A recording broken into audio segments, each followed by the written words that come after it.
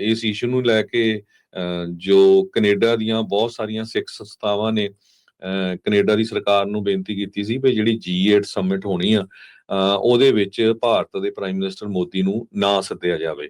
ਤੇ ਉਹ ਆਪਾਂ ਖਬਰ ਵੀ ਸਾਂਝੀ ਕੀਤੀ ਸੀ ਤੇ ਬਹੁਤ ਸਾਰੇ ਜਿਹੜੇ ਸਾਡੇ ਸਰੋਤੇ ਵੀ ਹੈਗੇ ਆ, ਕਈ ਔਖੇ ਵੀ ਹੋਏ ਸੀ ਵੀ ਜੀ ਇਹ ਝੂਠੀ ਖਬਰ ਹੈਗੀ ਆ। ਕਈਆਂ ਨੇ ਕਮੈਂਟ ਉਦਾਂ ਦੇ ਪਾਏ ਸੀ ਵੀ ਇਦਾਂ ਕਿੱਦਾਂ ਹੋ ਜਾਊਗਾ।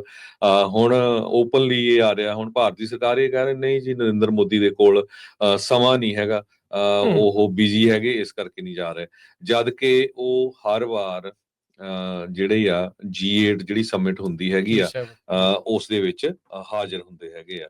ਸੋ ਇਸ ਵਾਰ ਸੱਦਿਆ ਨਹੀਂ ਗਿਆ ਹੈਗਾ, ਜਿਹਦਾ ਕਿ ਇਨਵੀਟੇਸ਼ਨ ਜਿਹੜੀ ਉਹ ਦਿੱਤੀ ਨਹੀਂ ਗਈ। ਸੋ ਇੱਥੋਂ ਇਹ ਪਤਾ ਲੱਗਦਾ ਵੀ ਜਿਹੜਾ ਭਾਰਤ ਅਤੇ ਕੈਨੇਡਾ ਦੇ ਆਪਸੀ ਜਿਹੜੇ ਸੰਬੰਧ ਆ ਉਹ ਅਜੇ ਵੀ ਖਟਾਸ ਭਰੇ ਹੀ ਆ। ਰੀਜ਼ਨ ਉਹੀ ਆ ਹੁਣ ਤੁਸੀਂ ਦੇਖੋ ਵੀ ਸ਼ਰੇਆਮ ਜੋ ਆਪਾਂ 1984 ਤੋਂ ਬਾਅਦ ਹਰਜੋਤ ਸਿੰਘ ਜੀ ਕਤਲੇਆਮ ਦੇਖਿਆ, ਕਿਸ ਤਰੀਕੇ ਦੇ ਨਾਲ ਕਹਿ ਲਓ ਵੀ ਉੱਥੇ ਤਾਂ ਜਿਹੜੇ ਜਿਨ੍ਹਾਂ ਦਾ ਮੂਵਮੈਂਟ ਦੇ ਨਾਲ ਕੋਈ ਲੈਣਾ ਦੇਣਾ ਵੀ ਨਹੀਂ ਸੀ, ਉਹ ਵੀ ਜਿਹੜੇ ਉਹਨਾਂ ਨੇ ਖਪਾ ਦਿੱਤੇ ਸੀਗੇ।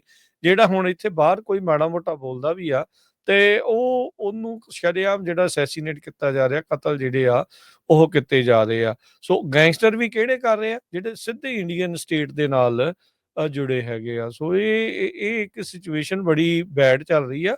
ਕੈਨੇਡਾ ਨੂੰ ਵੀ ਮਾੜਾ ਮੋਟਾ ਬਈ ਆਪਣੀ ਪੀੜ੍ਹੀ ਥੱਲੇ ਸੋਟਾ ਮਾਰਨਾ ਚਾਹੀਦਾ ਵੀ ਤੁਸੀਂ ਕਰ ਕੀ ਰਹੇ ਆ, ਵੀ ਉੱਥੇ ਗੈਂਗਸਟਰਾਂ ਦਾ ਇੰਨਾ ਬੋਲਬਾਲਾ, ਵੀ ਇੰਨੀ ਜਿਹੜੀ ਸ਼ਰੇਆਮ ਹੀ ਜਿਹੜਾ ਉਹ ਕੰਮ ਜਿਹੜਾ ਉਹ ਚੱਲ ਰਿਹਾ, ਕੋਈ ਰੋਕ ਟੋਕ ਨਹੀਂ। ਅਜੇ 1-2 ਸਾਲ ਪਹਿਲਾਂ ਦੀ ਗੱਲ ਆ, ਭਾਈ ਨਿੱਜਰ ਹੋਣਾ ਦੀ ਅਸੈਸੀਨੇਸ਼ਨ ਜਿਹੜੀ ਉਹ ਹੁੰਦੀ ਆ, ਤੇ ਹੁਣ ਤੁਸੀਂ ਦੇਖੋ ਵੀ ਇਹ ਫੇਰ ਇਦਾਂ ਦੀਆਂ ਜਿਹੜੀਆਂ ਚੀਜ਼ਾਂ ਆ ਉਹ ਵਾਰਦਾਤਾਂ ਲਗਾਤਾਰ ਜਿਹੜੀਆਂ ਉਹ ਵੱਧ ਰਹੀਆਂ। ਸੋ ਇਹਦੇ ਵਿੱਚ ਜਿਹੜਾ ਲੋਕਾਂ ਦਾ ਇਹ ਕਹਿਣਾ ਹੈ ਨਾ ਵੀ ਕਈ ਵਾਰੀ ਜਿਹੜੇ ਸਟੂਡੈਂਟ ਵੀਜ਼ੇ ਦੀ ਆੜ ਦੇ ਵਿੱਚ ਜਾਂ ਇਮੀਗ੍ਰੇਸ਼ਨ ਦੀ ਆੜ ਦੇ ਵਿੱਚ, ਕੱਲਾ ਸਟੂਡੈਂਟ ਵੀਜ਼ਾ ਨਹੀਂ, ਹੋਰ ਵੀ ਬਹੁਤ ਸਾਰੀ ਹਰ ਤਰ੍ਹਾਂ ਦੀ ਆਪਾਂ ਕਹਿ ਸਕਦੇ ਹਾਂ ਵੀ ਇਮੀਗ੍ਰੇਸ਼ਨ ਦੀ ਆੜ ਦੇ ਵਿੱਚ ਉਹਨਾਂ ਨੇ ਗੈਂਗਸਟਰਸ ਦੇ ਨਾਲ ਬਾਹਰਲੇ ਮੁਲਕਾਂ ਨੂੰ ਜਿਹੜਾ ਉਹ ਭਰਿਆ ਪਿਆ ਆ। ਉਹ ਉਹਨਾਂ ਦੇ ਸਲੀਪਰ ਸੈੱਲ ਜਿੱਦਾਂ ਕਹਿ ਲਈਦਾ ਆ, ਵੀ ਉਸ ਤਰੀਕੇ ਦੇ ਨਾਲ ਕੰਮ ਕਰ ਰਹੇ ਆ। ਭਾਰਤ ਸਰਕਾਰ ਦੇ ਇੱਕ ਇਸ਼ਾਰੇ ਦੇ ਉੱਤੇ ਉਹ ਬਾਅਦ ਦੇ ਵਿੱਚ ਇੱਦਾਂ ਦੀਆਂ ਜਿਹੜੀਆਂ ਆ ਵਾਰਦਾਤਾਂ ਨੂੰ ਜਿਹੜਾ ਉਹ ਅੰਜਾਮ ਦੇ ਰਹੇ ਆ। ਸੋ ਇਹ ਇੱਥੇ ਜਿਹੜੀ ਕਮਿਊਨਿਟੀ ਆ ਉਹਨਾਂ ਨੂੰ ਵੀ ਬੜੀ ਸੁਹਿਰਤਾ ਦੇ ਨਾਲ ਅੱਗੇ ਵਧਣਾ ਪੈਣਾ ਆ ਵੀ ਕਰਨਾ ਕੀ ਹੈਗਾ ਆ ਇਹੋ ਜਿਹੇ ਮਾਮਲੇ ਦੇ ਵਿੱਚ। ਸੋ ਇਸੇ ਕਰਕੇ ਬਹੁਤ ਸਾਰੇ ਲੋਕ ਇਸ ਗੱਲੋਂ ਵੀ ਖੁਸ਼ ਆ ਜਦੋਂ ਆਪਾਂ ਇੱਥੇ ਅਮਰੀਕਾ ਦੀ ਗੱਲ ਕਰਦੇ ਵੀ ਕ੍ਰਿਮੀਨਲਸ ਦੇ ਉਲਟ ਜਦੋਂ ਕਾਰਵਾਈ ਤਿੱਖੀ ਹੁੰਦੀ ਆ ਤਾਂ ਲੋਕ ਕਹਿੰਦੇ ਵੀ ਹਾਂ ਆਹ ਚੀਜ਼ ਜਿਹੜੀ ਉਹ ਵਧੀਆ ਡੈਫੀਨੇਟਲੀ ਜਿਹੜੀ ਉਹ ਹੋ ਰਹੀ ਆ ਤੇ ਇਦਾਂ ਹੀ ਜਿਹੜੀ ਉਹ ਹੋਣੀ ਜਿਹੜੀ ਉਹ ਚਾਹੀਦੀ ਆ।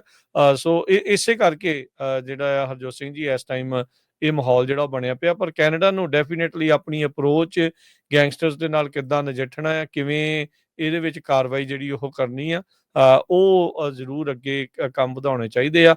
ਐਕਸਟੋਰਸ਼ਨ ਦੀਆਂ ਕਾਲਾਂ ਤੇ ਆਮ ਕਾਲਾਂ ਵਾਂਗੂ ਜਿਹੜੀਆਂ ਉੱਥੇ ਬਣ ਗਈਆਂ, ਤੇ ਜਿੱਦਾਂ ਉਹਦੀ ਹੁਣ ਕੁੜੀ ਢੱਡਾ ਹੁਣਾਂ ਦੀ ਜਿਹੜੀ ਕੁੜੀ ਆ ਉਹਨੇ ਜਿਹੜੀ ਹੁਣ ਆਖਿਆ ਆ ਉਹਦਾ ਨਾਮ ਦੱਸਦੇ ਆ ਗੁਰਲੀਨ ਢੱਡਾ, ਉਹਨੇ ਵੀ ਉਹੀ ਚੀਜ਼ ਆਖੀ ਹੈ ਨਾ ਜੋ ਜੀ ਵੀ ਪੁਲਿਸ ਦਾ ਇਨ ਐਕਸ਼ਨ, ਇਸ ਦੇ ਉੱਤੇ ਵੀ ਕੋਈ ਕਾਰਵਾਈ ਨਾ ਹੋਣੀ, ਉਹ ਇੱਕ ਬੜੀ ਸ਼ਰਮਿੰਦਗੀ ਵਾਲੀ ਜਿਹੜੀ ਉਹਨਾਂ ਦੇ ਲਈ ਗੱਲ ਆ। ਸੋ ਉਸ ਨੂੰ ਉਹਨਾਂ ਨੇ ਡਿਨਾਊਂਸ ਜਿਹੜਾ ਉਹ ਕੀਤਾ ਆ। ਤੇ ਐਜ਼ ਏ ਕਮਿਊਨਿਟੀ ਭਾਈ ਇਹੋ ਜਿਹੇ ਮੌਕਿਆਂ ਦੇ ਵਿੱਚ ਨਾਲ ਖੜਨਾ ਪੈਣਾ ਆ।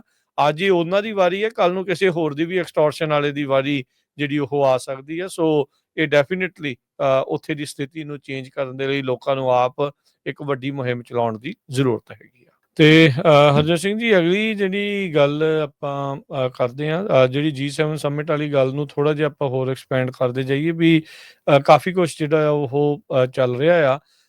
ਭਾਰਤ ਦੀ ਜਿਹੜੀ ਡਿਪਲੋਮੈਟਿਕ ਬੇਇੱਜ਼ਤੀ ਆ ਉਹ ਲਗਾਤਾਰ ਇਸ ਦੇ ਵਿੱਚ ਹੁਣ ਸਾਹਮਣੇ ਆ ਰਹੀ ਆ। ਮੋਦੀ ਹੁਣਾ ਉਹ ਤਾਂ ਹੁਣ ਓਬਵੀਅਸਲੀ ਉਹਨਾਂ ਨੇ ਉਹ ਕਹਿਣਾ ਹੀ ਆ ਵੀ ਉਹਦੇ ਕੋਲ ਟਾਈਮ ਨਹੀਂ ਹੈਗਾ ਤੇ ਉਹ ਜਾ ਨਹੀਂ ਸਕਦਾ। ਤੇ ਆਪਾਂ ਨੂੰ ਇਹ ਪਤਾ ਵੀ ਮੋਦੀ ਸਭ ਤੋਂ ਜ਼ਿਆਦਾ ਕਾਹਲਾ ਹੁੰਦਾ ਆ ਵਿਦੇਸ਼ੀ ਜਿਹੜੇ ਉਹ ਟੂਰ ਦੇ ਲਈ, ਤੇ ਇਨਵਾਈਟ ਨਾ ਮਿਲਣਾ ਇੱਕ ਕਾਫੀ ਵੱਡੀ ਇਨਸਲਟ ਦੇ ਤੌਰ ਦੇ ਉੱਤੇ ਜਿਹੜਾ ਉਹ ਦੇਖਿਆ ਜਿਹੜਾ ਉਹ ਜਾ ਰਿਹਾ ਆ।